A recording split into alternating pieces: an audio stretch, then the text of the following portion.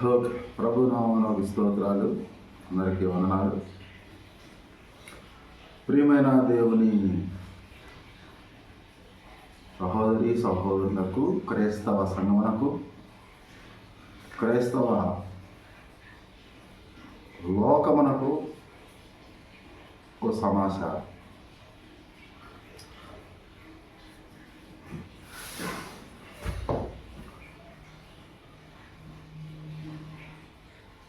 ముందు వీడియో చూడండి. వీడియో చూసిన తర్వాత ఆ వీడియోలో ఏముందో దాన్ని బట్టి మనం మాట్లాడాలి.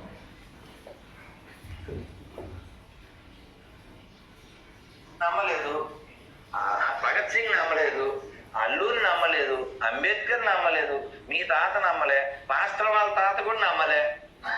ఈ నమ్మనోళ్ళంతా నరకానికి ఎంతెందుకు? ఎస్పి బాలసుబ్రహ్మణ్యం గారు ఎన్ని పాటలు పాడాడండి? 40-50 వేల పాటలు పాడి ఎన్ని హృదయాన్ని సంతోషపెట్టాడు ఆయన. ఆయన చచ్చిపోయిన కొత్తలో ఒక హైదరాబాద్ ఆవిడ ఫోన్ చేసింది, పేరు లలిత. లలిత అంటే అమ్మవారి పేరు, మన వాళ్ళే. కానీ ఆ బైబిల్ ఎక్కడం వల్ల ఆవిడ ఆ టైంలో నేను అమ్మ మీరు ఇలాగా మరి బాలు గారు చనిపోయారు కదా, ఇప్పుడు ఎక్కడికి వెళ్తారని అడిగాను. ఈ పార్టీ కాదు, ఎక్కడికి వెళ్తారని అడిగాను. అంటే కొన్ని పాటలు మా ఆయన కూడా పాడాడు కదా, సో కాబట్టి వెయిటింగ్ హాల్లో ఉంటాడని చెప్పి చూసా. మేము కూడా అడగదాం, వెయిటింగ్ హాల్లో ఉంటారు. ఏంటో ఈ లాజిక్ ఏమన్నా ఉందా? లాజిక్ ఏమన్నా ఉంటే ఇప్పుడు మనం కూడా జాయిన్ అయిపోతాం. అదే చెప్పేది నేను. ఇప్పుడు నువ్వు నమ్మలేదు బైబిల్ని, నేను నమ్మలేదు, భగత్ సింగ్ నమ్మలేదు, అల్లూరి నమ్మలేదు, అంబేద్కర్ నమ్మలేదు, మీ తాత నమ్మలే, పాస్టర్ వాళ్ళ తాత కూడా నమ్మలే. ఈ నమ్మనోళ్ళంతా నరకానికి ఎంతెందుకు? ఎస్పి బాలసుబ్రహ్మణ్యం గారు ఎన్ని పాటలు పాడాడండి? 40-50 వేల పాటలు పాడి ఎన్ని హృదయాల్ని సంతోషపెట్టాడు ఆయన. ఆయన చచ్చిపోయిన కొత్తలో ఒక హైదరాబాద్ ఆవిడ ఫోన్ చేసింది, పేరు లలిత. లలిత అంటే అమ్మవారు. నేను అమ్మ మీరు ఇలాగా మరి బాలు గారు చనిపోయారు కదా, ఇప్పుడు ఎక్కడికి వెళ్తానని అడిగాను. ఎక్కడికి వెళ్తారని అడిగాను. అంటే కొన్ని పాటలు మా ఆయన కూడా పాడాడు కదా. ఓకే, అర్థమైంది కదా. ఈయన గారి పేరు రాధా మనోహర్ దాస్ గారు.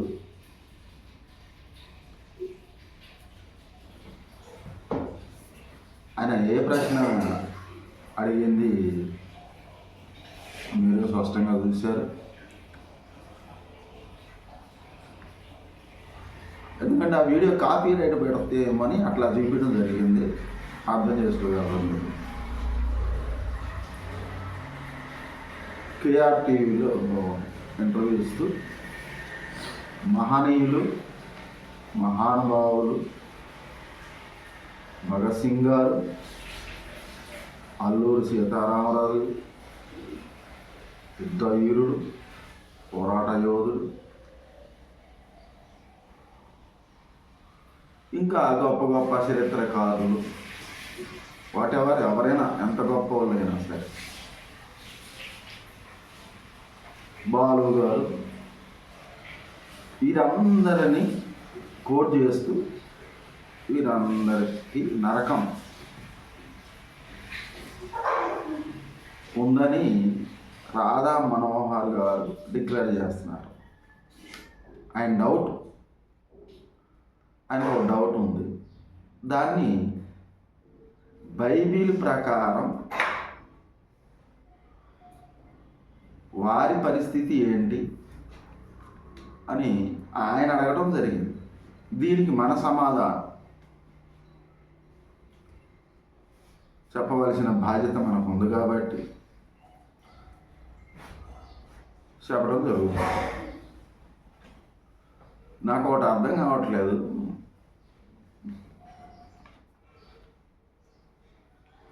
ఆ కేఆర్ టీవీ యాంకర్ గారు ఈ ప్రశ్న అడిగినప్పుడు నువ్వు వెంటనే అడగాల్సిన ప్రశ్న ఇంకోటి ఉందండి. ఏంటా ప్రశ్న అంటే, సరేనండి బైబిల్ ప్రకారం మీరు ఇలా అనుకుంటున్నారు, పురాణ గ్రంథాల ప్రకారం ఈ చరిత్రకారులు వారి పరిస్థితి ఏంటి అని ఓ మాట అడగాల్సిందండి మీరు. బాగుండేది. కానీ అది ఒక రకమైన నవ్వు, వెకిలి నవ్వు నవ్వుతున్నారు ఎందుకో నాకు అర్థం కాదు. మనం మనుషులు, మనిషి జ్ఞానం పరిమితమైంది.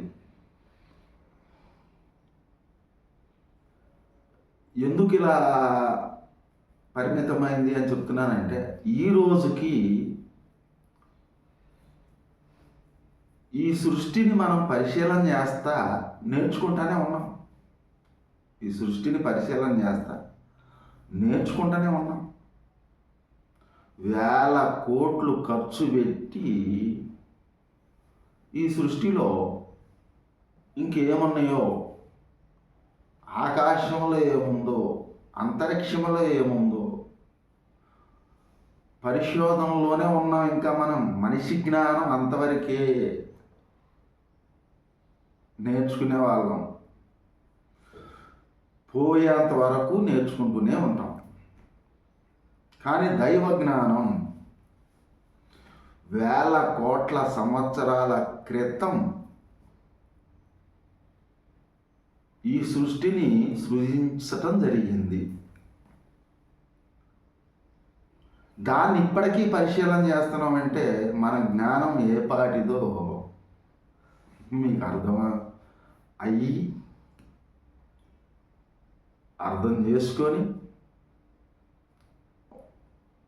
జ్ఞానం కలిగి నడుచుకోవాలి.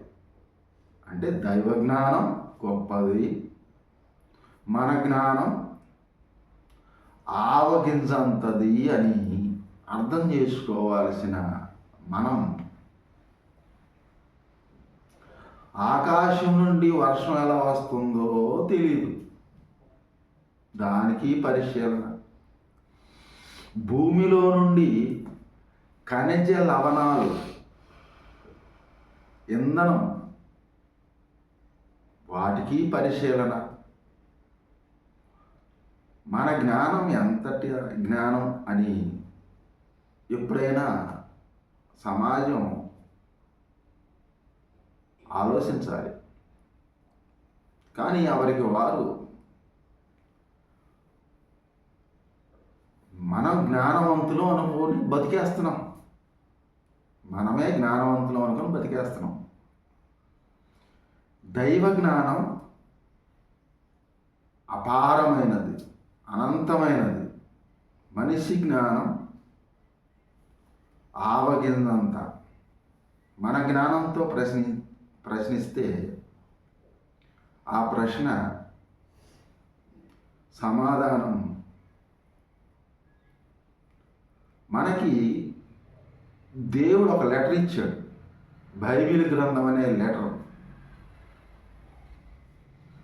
అందులో దొరుకుద్ది. బైబిల్లో ఏవో కొన్ని వచనాలు తీసుకొని పూర్తిగా అర్థం కాకుండా మనం ఇలా ప్రశ్నలు వేయటం అనేది సమంజసం కాదని నా ఆలోచన. సరే, రాధా మనోహర్ దాస్ గారికి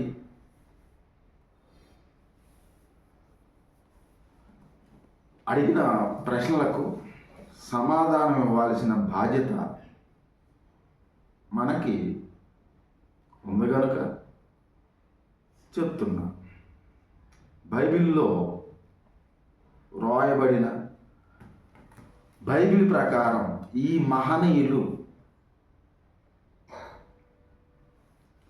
తీర్పులో వారి స్థితి ఏంటి అని ఆయన ప్రశ్నించారు. భగత్ సింగ్ గారు కావచ్చు, అల్లూరి సీతారామరాజు గారు కావచ్చు, బాలు గారు కావచ్చు, ఇంకా ఎవరైనా కావచ్చు, ఎంత గొప్పటి చరిత్ర కలిగి ఉన్నవారైనా బైబిల్ ప్రకారం ఎలాంటి తీర్పు ఉంటుంది అని ఆయన అడిగిన ప్రశ్నకి బైబిల్ ప్రకారం నేను చెప్పే ప్రయత్నం చేస్తున్నాను. ప్రియ దేవుని సంగమా, ప్రజలారా, విఘ్నులకు విన్నపం. ఏంటి ఆ విన్నపం అంటే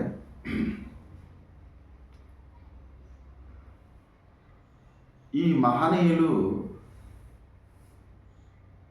గొప్ప హృదయం కలిగిన వారు, ప్రజల కొరకు పోరాడిన వారు,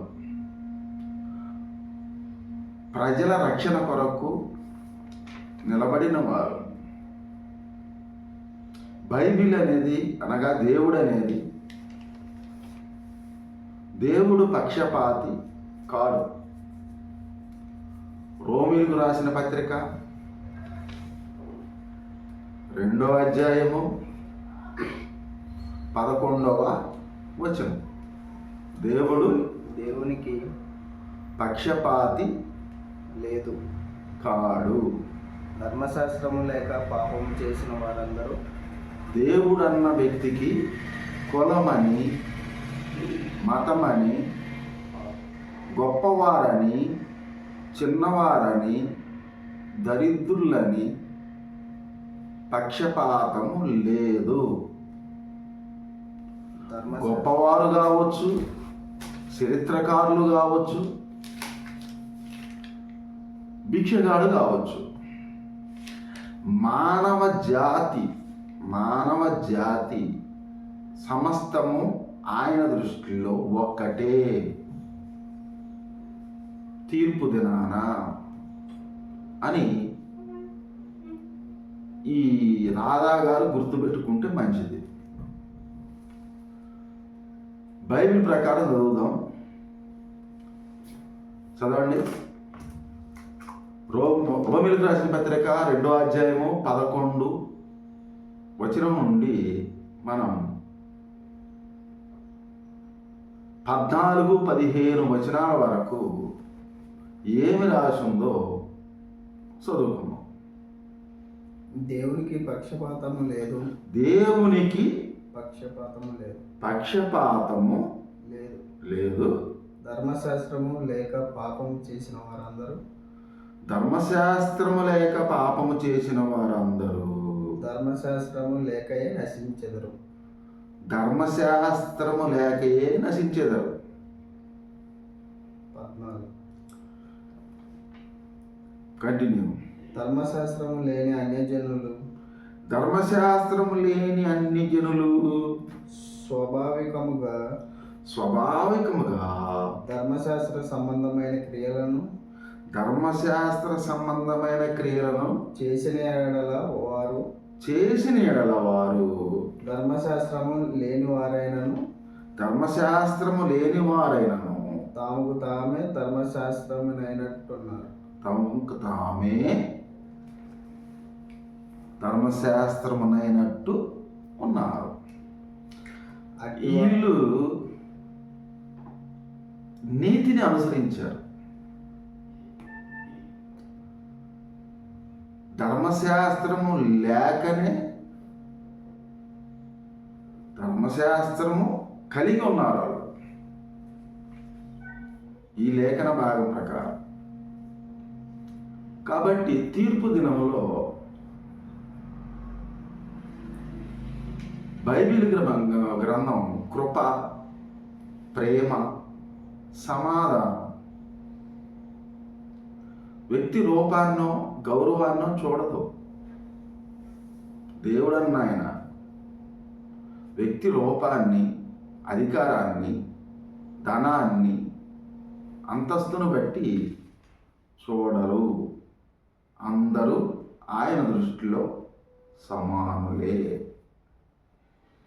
ధర్మశాస్త్రము లేక వారి హృదయము ధర్మశాస్త్రం అయినట్టు ఉంటే వారు నీతిమంతులే అని పక్షపాతము లేని లేఖన భాగం. ప్రియ దేవుని సంగమ, రాధా మనోహర్ దాస్ గారు ఇంకోటి నేర్చుకోవాలి. అబద్ధాలు చెప్పకూడదు, అబద్ధం ఆడకూడదు, కులము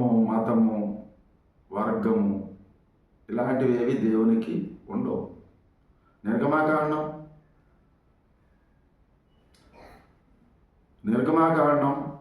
20వ అధ్యాయము 16వ వచనం.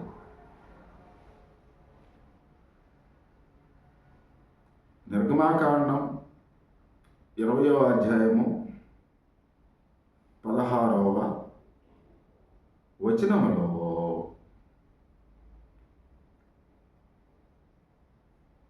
ఏమి రాసి ఉంది చదువుదాం. నీ పొరుగు వారి మీద అబద్ధ సాక్ష్యము పలకకూడదు.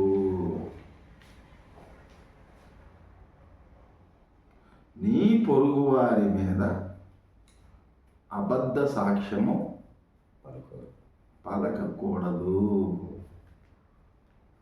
ఎందుకు? ఈ మహనీయులు ప్రజల కొరకు పోరాడారు. అబద్ధాలు, మోసాలు, దోసుకోవటం, దాచుకోవటం వాళ్ళకి తెలియదు. కాబట్టి వారు హృదయాలను దేవుడు పరిశీలన చేస్తాడు.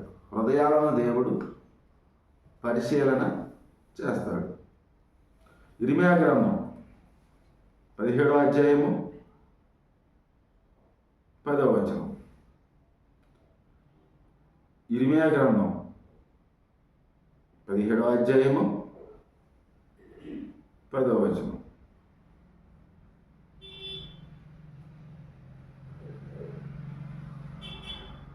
రాసిన లేఖన భాగంలో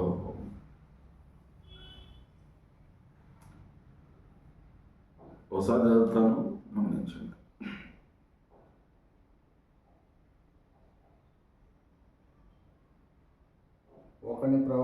ఒకని ప్రవర్తనను బట్టి వాని క్రియల ఫలము చొప్పున ప్రతీకారము చేయుటకు యెహోవాను నేను హృదయములను పరిశోధించువాడను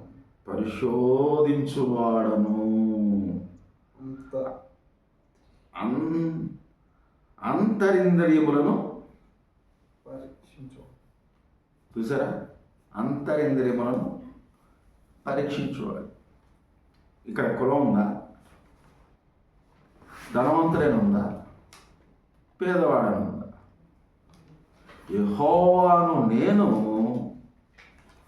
హృదయములను ఆంతరింద్రియములను పరిశీలించువాడు. తీర్పు దేన్ని బట్టి ఉంటుంది? కులాన్ని బట్టే, మతాన్ని బట్టే. చరిత్రకారులు బైబిల్ నమ్మలేదు. తీర్పు దినాన వీరు నరకానికి వెళ్తారు అని నువ్వెలా చెప్పగలవు? దేవుని వాక్యము వ్యక్తి హృదయాలను పరిశీలన చేసి వారి ఆంతర్యములో ఉన్న ఆలోచన బట్టి కదా. వాళ్ళు వచ్చి చెప్పారా మేము మంచోళ్ళం కాదు అని? ఇప్పుడు రాధా మనోహర్ దాస్ గారు వాళ్ళు చెడ్డోళ్ళని డిక్లేర్ చేస్తున్నావా? వారు నరకానికి వెళ్తారు బైబిల్ ప్రకారం అన్నావు అంటే వాళ్ళు చెడ్డోళ్ళని నువ్వు డిక్లేర్ చేసినట్ట. బైబిల్ ఏం చెప్తుందంటే ప్రతి వ్యక్తి తీర్పులోకి వస్తాడు. ప్రతి వ్యక్తి తీర్పులోకి వస్తాడు. ఆ తీర్పులో వారి హృదయ ఆంతర్యమును పరిశీలన చేసి ఆయన డిక్లేర్ చేస్తాడు. అంతటి జ్ఞానం మనకెక్కడిది? ఇంకో మాట, నా సలహా, పరిశుద్ధుడైన దేవుడు, సృష్టికర్త. సృష్టిని పూజించే మనకి అంత జ్ఞానం ఎక్కడిది? పరిశుద్ధుడైన దేవుడు, సృష్టికర్త పరలోకమందున్నాడు. ఆ పరలోకమందున్న ఆసీనుడు పైన ఉన్నాడు. ఆయన మీద బురద చల్లాలని చూస్తే మనం లోకంలో ఒక సామెత చెప్తారు, ఆకాశం మీద ఉమ్మేస్తే ఎక్కడ పడుద్దంట? అందరికీ తెలిసిన మాట ఇది. ఆయన పైన ఉన్నాడు, సింహాసనాసీనుడై ఉన్నాడు. ఆయన మీద బురదేయాలని చూసినా, నిందేయాలని చూసినా తిరిగి మనకే అది వస్తుందని గమనించాలి. ఆయన హృదయాలను బట్టి తీర్పు తీర్చేవాడు. ఆయన న్యాయ పీఠం ఎదుట ప్రతి ఒక్కరూ రావాల్సిందే. చదువుదాం బైబిల్ వాక్యంలో.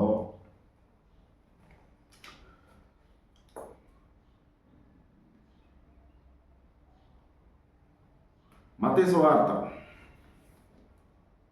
12వ అధ్యాయము, మత్తయి సువార్త 12వ అధ్యాయము 36వ వచనం. మత్తయి సువార్త 12వ అధ్యాయము 36వ వచనంలో, నేను మీతో చెప్పునది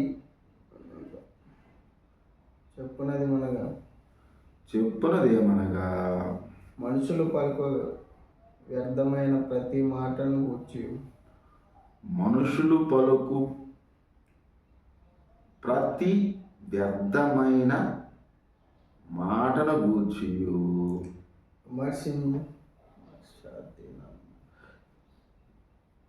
చదవండి. విమర్శ దినమున లేక చెప్పవలసి ఉండును. విమర్శ దినమున లెక్క చెప్పవలె. విమర్శ దినమున లెక్క చెప్పాలి. ఈ లేఖన భాగం మనకేం నేర్పుతుంది? ప్రతి మనిషి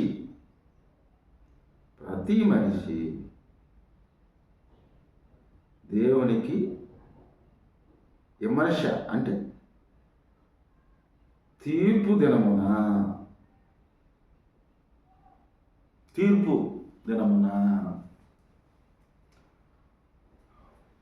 బైబిల్ తెలుసు కదా మీకు.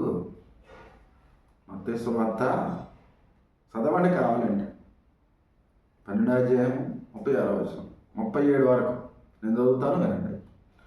నేను మీతో చెప్పున్నది ఏమనగా, మనుషులు పలుకు వ్యర్థమైన ప్రతి మాటను గూర్చి విమర్శ దినమున లెక్క చెప్పవలసి ఉన్నది. నీ మాటను బట్టి నీతిమంతుడు అని తీర్పు నొందుదువు. నీ మాటను బట్టి అపరాధివని తీర్పు నొందుదువు. లెక్క చెప్పేటప్పుడు నీ హృదయాన్ని బట్టి, నీ తలంపును బట్టి నీతిమంతుడువా అనీతిమంతుడువా అని లెక్క చెప్పాలి. ఈ లేఖనాన్ని బట్టి మనకేమర్థమవుతుంది? అధికారాన్ని బట్టి లోకంలో చూస్తాం, భూమి మీద మాత్రమే.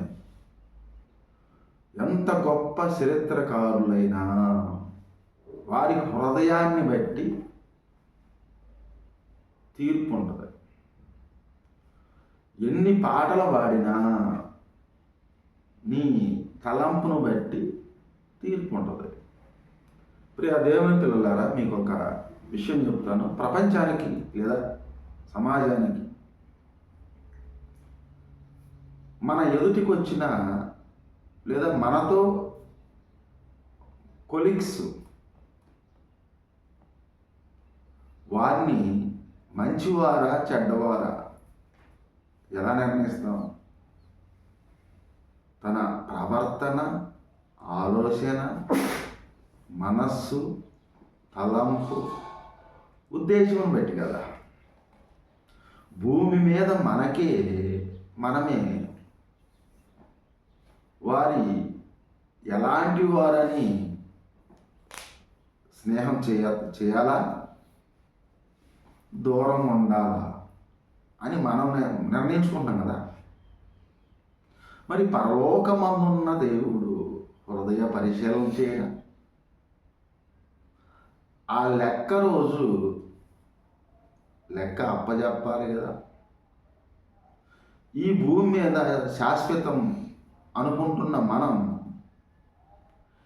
ఈ భూమి మీద నిత్య జీవం ఉందనుకుంటున్న మనం, అందరికీ తెలిసిన సత్యం, ఏదో ఒక రోజు చరిత్రకారులు కావచ్చు, ధనవంతులు కావచ్చు, రాజులు కావచ్చు, అధికారులు కావచ్చు, కాలం చెల్లవలసింది కదా. ఆ కాలం చెల్లవలసింది ఎంత సత్యమో దేవుని తీర్పులోకి రావటం అనేది కూడా అంతే సత్యం. ఇంకో లేఖన భాగాన్ని జ్ఞాపకం చేస్తాను మీకు. మత్తయి సువార్త 7వ అధ్యాయం 1వ వచనం. రాధా మనోహర్ గారు కానీ ఇంకా ఏ వ్యక్తులైనా కానీ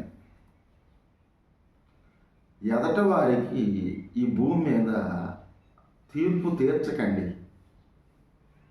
ఎందుకంటే నీకును తీర్పు తీర్చబడదు. మత్తయి సువార్త 7వ అధ్యాయము 1వ వచనం.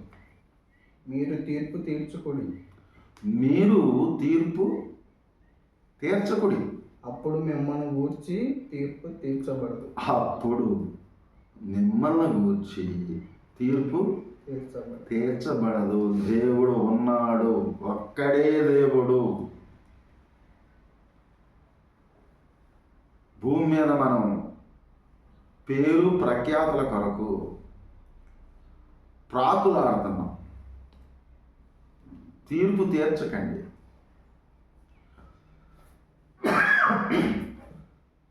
అసలు అంత గొప్ప మహనీయుల్ని ఎందుకు విమర్శిస్తున్నారు? అంబేద్కర్ గారిని ఎందుకు విమర్శిస్తున్నారు? భగత్ సింగ్ గారిని ఎందుకు విమర్శిస్తున్నారు? బాలు గారిని ఎందుకు విమర్శిస్తున్నారు? ఎవరైనా అడిగారు? తీర్పు తీర్చొద్దు. రేపు మనకు తీర్పు తీర్చబడదు. వారంత గొప్ప ప్రజల కొరకు పోరాడిన మహనీయులు, వారిని ఎందుకు ఇలాంటి ప్రశ్నలు వేసి వారి విలువ ఎందుకు తగ్గిస్తున్నారు? కాబట్టి దేవుడు ఒక్కడే. ఆయన ఏం చెప్తున్నాడంటే, వాక్య ప్రకారం దేవుని ఎదుట ప్రతి ఒక్కరూ లెక్క చెప్పవలసిందే. ఇంకో మాట దేవుని వాక్యంలో లూకా సువార్త 16వ అధ్యాయము 2 నుండి 5 వచనాలు. ఇక్కడ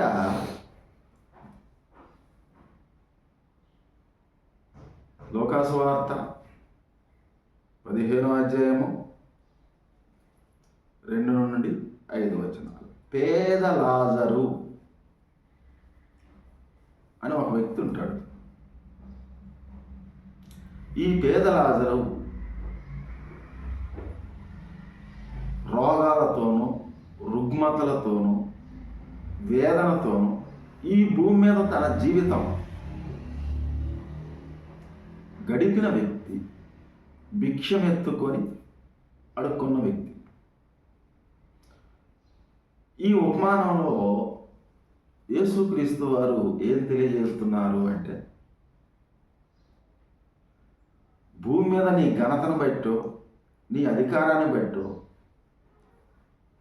నీ గొప్ప చరిత్రను బట్టో కాదు, హృదయ ఆలోచన బట్టి తీర్పు తీర్చబడుతుంది అని ఇక్కడ అర్థం. ఈ లాజరు చనిపోయి దేవుని వద్దకు అబ్రహాము కుడి పక్కన పరదేశులో ఉన్నారు. ధనవంతుడు చనిపోయి నరకయాతన పడుతున్నాడు. దాసు గారు ఇందులో మనం నేర్చుకోవాల్సింది వ్యక్తిని బట్టే, వ్యక్తిత్వాన్ని బట్టే. వ్యక్తిని బట్టే, వ్యక్తిత్వాన్ని బట్టే. వ్యక్తిత్వం అనగా మనసును బట్టి, ఆలోచన బట్టి, ప్రవర్తనను బట్టి, క్రియలను బట్టి కదా తీర్పు.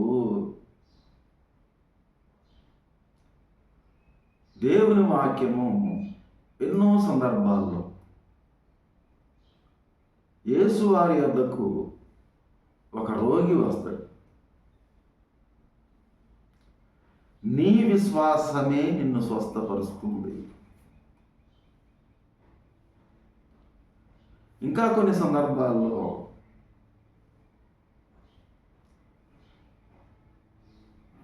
నీ మనసులో ఆలోచన బట్టి నువ్వు దోషివా నిర్దోషివా అని చెప్పడం జరిగింది. ఇంకో చిన్న ఉపమానం చెప్తాను మీకు. ఇక్కడ వ్యక్తులను బట్టి తీర్పు ఉంటుందా, కుల మతాలను బట్టి తీర్పు ఉంటుందా అని. అదే లోకాసు వార్త 10వ అధ్యాయము 25వ వచనం. లోకాసు వార్త 10వ అధ్యాయము 25వ వచనం. ఇక్కడ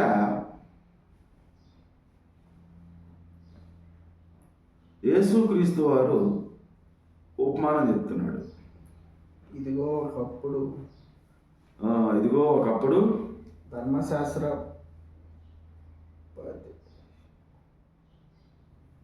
10:25. ఇదిగో ఒకప్పుడు ధర్మశాస్త్రోపదేశకుడు లేచి, బోధకుడా, నీలాంటి ఆయనే, నీలాంటి ఆయన అడుగుతున్నాడు ప్రశ్న. ఇదిగో బోధకుడా, నిత్య జీవముకు వారసుడొకటకు నేనేమి చేయవల్లి అని శోధించాడు. ఆయన శోధిస్తున్నాడు. అందుకు ఆయన ఏం చెప్తున్నారు?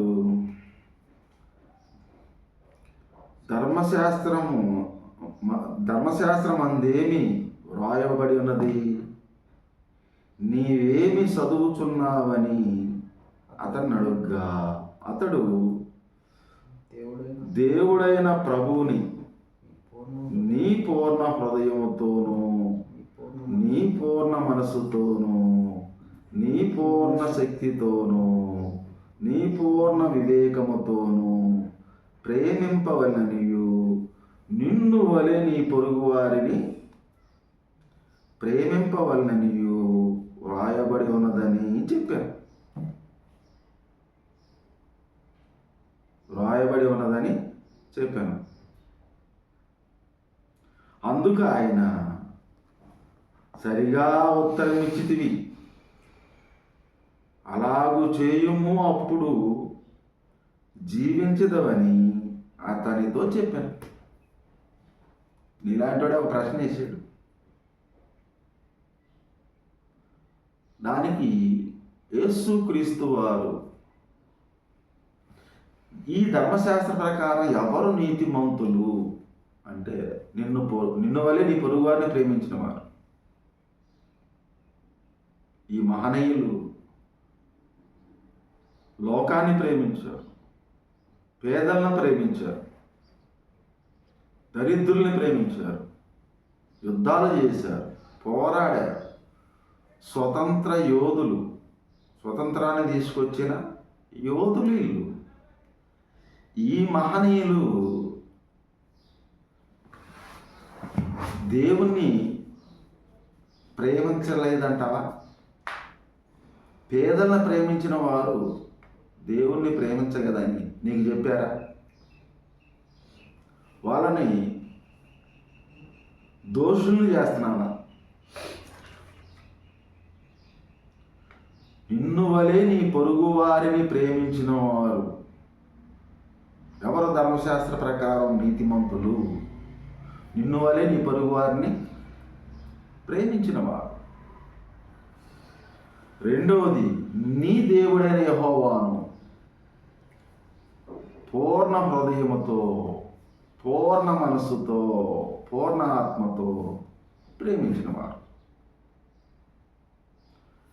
ఇప్పుడున్న లోకంలో కొంతమంది బోధకులను చూసి ఇలాంటి ప్రశ్న అడిగి ఉండొచ్చు నువ్వు. దేవుని వాక్యము, దేవుడు సర్వోన్నతుడు, కులం లేదు, మతం లేదు, జాతి భేదము లేదు. దేవుని దృష్టిలో అందరూ సమానులే. ఇప్పుడున్న బోధకులు వారి శాస్త్రాలను చూసి ఈ ప్రశ్న అడిగి ఉండొచ్చు మీరు. ఇంకో మాట,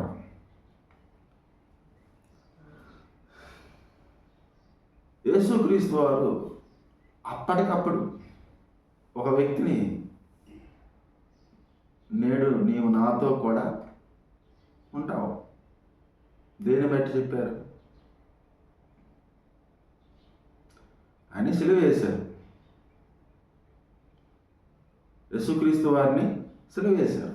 ఒక సువార్త 2వ అధ్యాయం, లోకాసు వార్త 2వ అధ్యాయం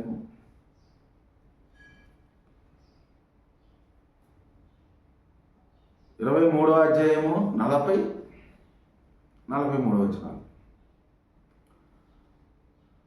లోకాసు వార్త 23వ అధ్యాయము 43వ వచనాలు. ఈ సిలువలో దొంగ, అయ్యో మనం దోషులం, పాపులం, ఏ పాపం ఎరుగని ఇతన్ని సిలువ వేశారు. ఈ శిక్షకు మనం అర్హులు, ఆయనకి ఏ దోషమో తెలియదు అని తన హృదయంలో అనుకున్నాడు. అప్పుడు యేసుక్రీస్తు వారు అతనితో ఏం చెప్తున్నారు?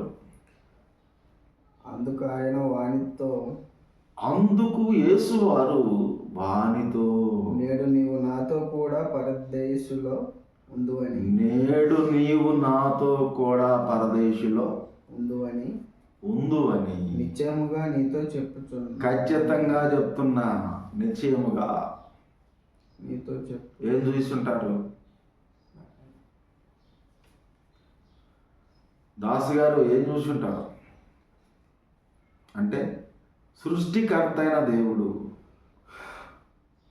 హృదయాలను చూసి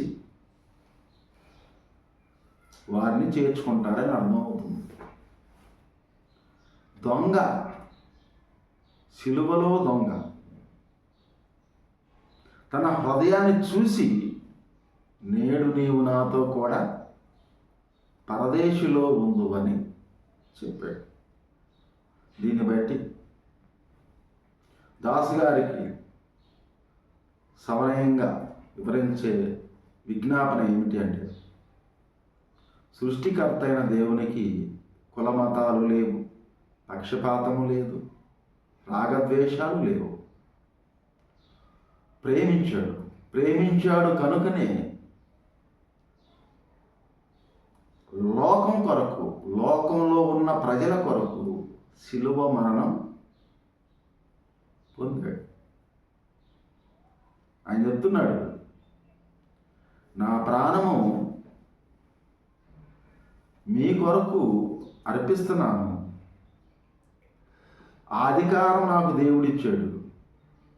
తిరిగి తీసుకునే అధికారం కూడా దేవుడు నాకు ఇచ్చాడు.